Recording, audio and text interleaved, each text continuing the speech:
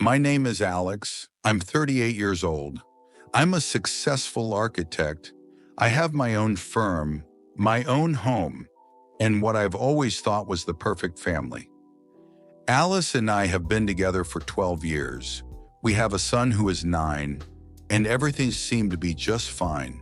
It seemed until one day I realized that there was not only love living in our home, but also lies.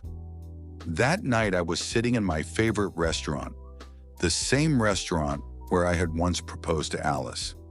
I was in high spirits. It had been a good day. I had signed a big contract, and I had decided to have a romantic dinner to surprise my wife. I called her and asked her to come over. She didn't even realize I knew everything. And so 20 minutes later, she walked in. Beautiful, well-groomed, in the very dress I gave her for our anniversary. But not alone. Walking next to her was a man I hadn't seen before. Tall, cocky, with a smirk on his face. They were heading towards me, not noticing I was already here. They were walking towards the table I had reserved. I took a deep breath, suppressing the rage boiling inside. They sat down. I walked up and sat directly across from them. Alice went pale. "Alex, what are you doing here?" Her voice shook. The man across from me didn't seem that worried. He just smirked and held out his hand to me. "So you're Alice's husband? Nice to meet you. I'm Dan." I ignored his hand, looking straight into my wife's eyes. "You didn't even bother to make an excuse, did you?" I said calmly. Alice's gaze flicked from me to Dan, then back to me.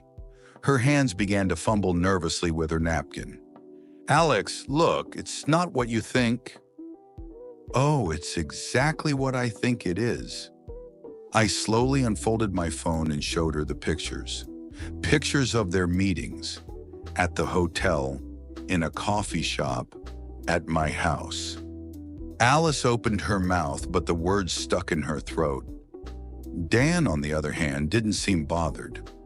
"Well, he knows everything now," he said, reaching lazily for his wine glass. "I don't think we should hide anymore, honey." I felt something explode inside me. Why the hell is that bastard so calm? "You do realize you're sitting at my table, right?" I said quietly, but there was steel in my voice.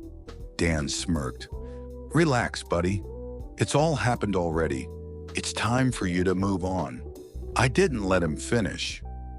My fist slammed right into his grinning face, and he collapsed to the floor. There was silence in the restaurant. Alice shrieked. Dan tried to get up, holding his broken nose.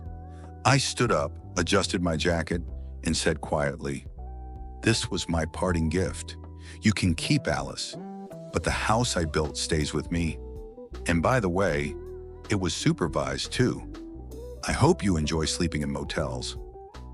Alice sobbed, but I didn't care anymore. I turned around and walked away, knowing that now I was truly free. Free from lies, from betrayal, and from those who don't deserve me.